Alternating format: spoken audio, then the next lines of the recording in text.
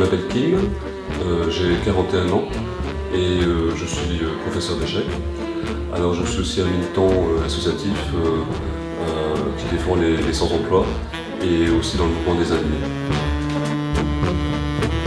Plus précisément, Kim a participé à l'organisation des 2 grandes manifestations du mouvement des indignés. Ces manifestations ont eu lieu en octobre 2011 et en mai 2012. Il s'est également beaucoup occupé des relations du mouvement avec la presse. Pour la petite histoire, l'interview de Kim a eu lieu le jour du rassemblement contre le banquet des riches, une action organisée par les comités Action Europe. Alors, en clin d'œil à ce banquet des riches, nous avons interviewé Kim dans la cuisine des pauvres.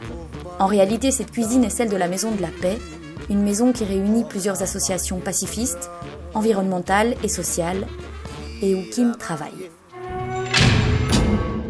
En fait, moi je suis très choqué par l'augmentation de la pauvreté dans les sociétés et en même temps le fait qu'il y a des sociétés, des personnes qui s'enrichissent de plus en plus. Et voilà, c'est ça qui m'a fait que je suis engagé dans le mouvement des indignés. Depuis 10 ans, j'essaie de défendre les droits des sans-emploi, donc surtout les personnes au CPS. Et quand on voit ce qui se passe avec la crise actuellement, les gens ont de plus en plus difficile de trouver un emploi décent. Quand on est au chômage, on est de plus en plus sous pression, puisque la Belgique a décidé de limiter le chômage dans le temps pour un certain nombre de personnes. Donc il va y avoir de plus en plus de gens qui sont sans emploi, avec trop peu de revenus. Ils iront au CPS, où il y a déjà pas mal de gens. On voit de plus en plus que les gens s'en sortent de moins en moins, quoi. Que tout l'argent de l'État maintenant passe pour sauver les banques ou rembourser la dette. Et avec tous ces milliards d'euros, maintenant c'est l'austérité, quoi. Alors il y a aussi une chose, c'est assez lié aussi à ça, c'est qu'on voit aussi que finalement, il y a, les partis, les élus, défendent plus vraiment l'intérêt général et l'intérêt des plus pauvres. Je pense notamment au parti de gauche, que ce soit le Parti socialiste ou même écolo. On voit que tous ces gens ils font carrière et il n'y a pas vraiment un engagement réel pour défendre les plus pauvres. Donc je parle de manière générale. Une des idées, c'est de faire que la démocratie soit plus forte face à ce pouvoir des marchés. D'ailleurs, les Espagnols nous disent souvent, une de nos principales revendications, c'est que le système économique, quel qu'il soit au service des êtres humains. Et notamment, cette idée d'assemblée, je pense que c'est ce qui est un peu original et ce qu'ont amené les Espagnols depuis l'année passée, c'est de laisser les gens s'exprimer et de dire en fait que dans toute organisation ou tout mouvement, il n'y a pas de chef. C'est-à-dire que cette idée d'horizontalité est très importante.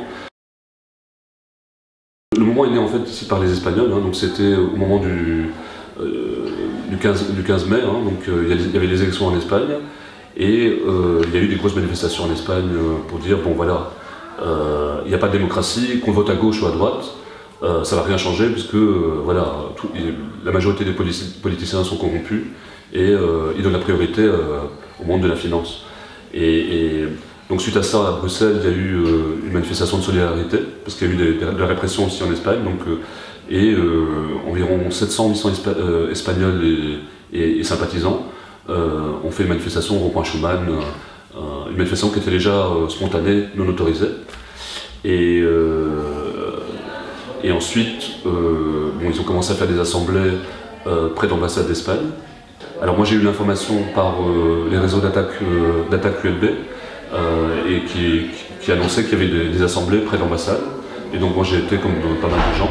Et c'est comme ça qu'on a commencé à se connaître et à faire ces assemblées en espagnol et même en français, avec traduction française, quoi. On a décidé d'organiser des assemblées communes. Et surtout qu'à un moment, les Espagnols ont décidé d'occuper une place à Bruxelles. Et il y a eu des discussions et on a finalement choisi le parvis de Saint-Gilles, donc le carré de Moscou, où les Espagnols sont venus s'installer et dormir un week-end, quoi. Alors après, c'est vrai que la majorité des Espagnols travaillent aussi, donc c'était pas évident de continuer. Et il y a eu un relais avec le monde associatif et militant belge, qui après ont ensuite pris le relais et il s'est installé pour 4 semaines, quoi. Donc, certains vraiment dormaient sur place, donc ils avaient des tentes, et puis d'autres venaient participer aux assemblées, préparer à manger. Voilà, il y avait des ateliers aussi, donc moi j'en ai organisé un ou deux là, des ateliers sur l'indignation. On était plusieurs à être intéressés de savoir qui composait ce mouvement des indignés.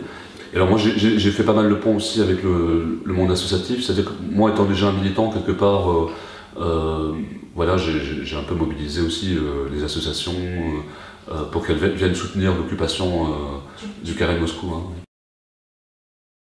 Après le mois de mai, il y a eu quelques actions contre l'austérité au Parlement européen. Et puis après les vacances, il y a eu le mois d'octobre où il y a eu des grandes marches qui venaient d'Espagne et de France et qui sont venues à Bruxelles aussi pour protester auprès de l'Union européenne. Il y a eu une volonté d'Espagnols de camper, parce que c'est un des slogans aussi du mouvement, c'est Yes we camp, on essaie de camper sur les places pour occuper l'espace public. On a contacté les communes pour voir si dans certains parcs on pouvait camper. Et en fait, il n'y a pas eu d'autorisation, donc les Espagnols ont finalement choisi ce parc à Kuckelberg, le fameux parc Elisabeth.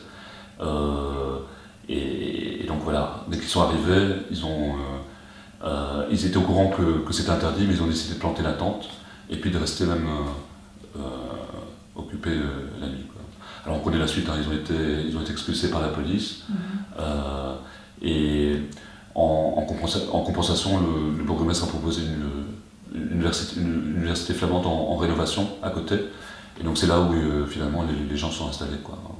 Et puis après on a été au contre-sommet de Nice. Il y avait le sommet du G20, puisque c'est un sommet spécial sur la finance, sur la crise financière. Et donc les mouvements du monde entier ont décidé de se rejoindre là-bas. Après le mois d'octobre, voilà, ça a été un peu plus calme, parce que je pense qu'il faut savoir aussi que le mouvement, il a quasiment pas eu de moyens, donc tout le monde est un peu bénévole, il y a des gens qui travaillent, les Espagnols aussi travaillent, donc tout le monde travaille un peu.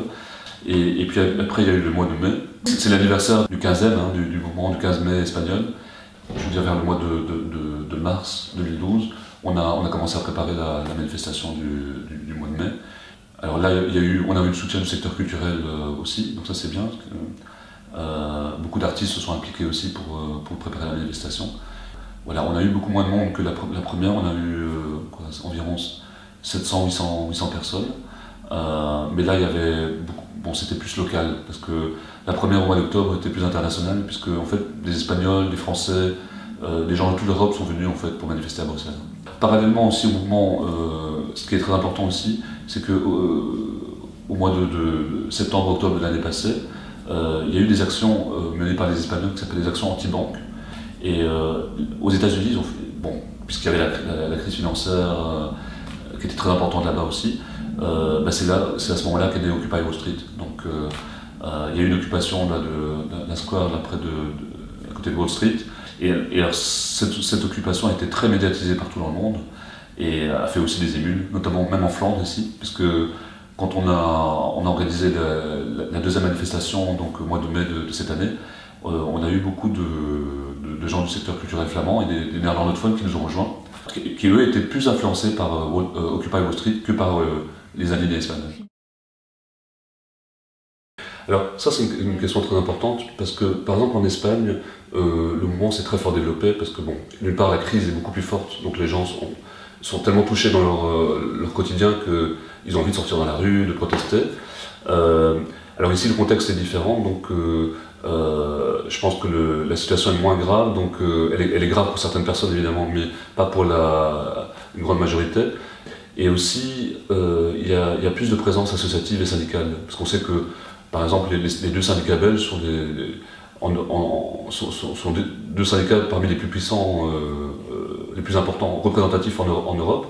Donc le fait qu'il y ait déjà des organisations syndicales très organisées, très puissantes, fait que les gens ont plus tendance parfois à participer aux actions des syndicats, et ce qui n'est pas forcément le cas en Espagne, quoi. Donc, un des points faibles des indignés, c'était l'organisation, puisque on l'a dit même dans la presse, un peu partout, et aussi le fait que les revendications étaient trop diverses et peut-être pas suffisamment claires En même temps, bon, la diversité fait que voilà, c'est un mouvement qui est riche. Et moi, depuis le début, j'espère que ce mouvement sera bien, toujours mieux organisé. Hein, donc, qu'on arrive aussi à avoir des personnes qui ne sont pas forcément des militants. Ça, pour moi, c'est essentiel. J'ai l'espoir que ce mouvement pourra quand même faire pression pour changer les choses, quoi. Parce que, en fait, il existe déjà beaucoup d'associations, mais j'ai l'impression qu'elles sont un peu dans le système, c'est-à-dire d'être reconnues par l'État, d'avoir des subventions, des permanents pour pouvoir réaliser certaines choses. Mais en même temps, bon, voilà, ces organisations sont un peu achetées par le pouvoir. Et le fait qu'il y ait quand même des gens un peu plus libres, j'espère qu'on sera de plus en plus nombreux et qu'on pourra faire une pression efficace face au pouvoir financier et économique.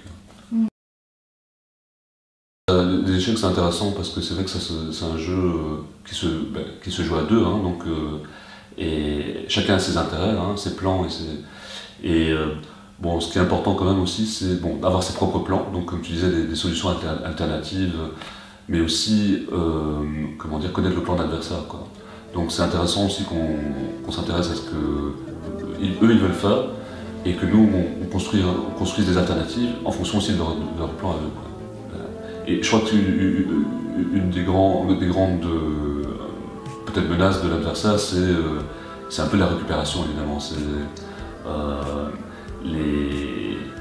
Parfois les partis politiques, le monde de la finance a tendance ils peuvent facilement récupérer des choses, et donc voilà, il faut que les gens restent libres et ne se laissent pas acheter par ceux d'en face.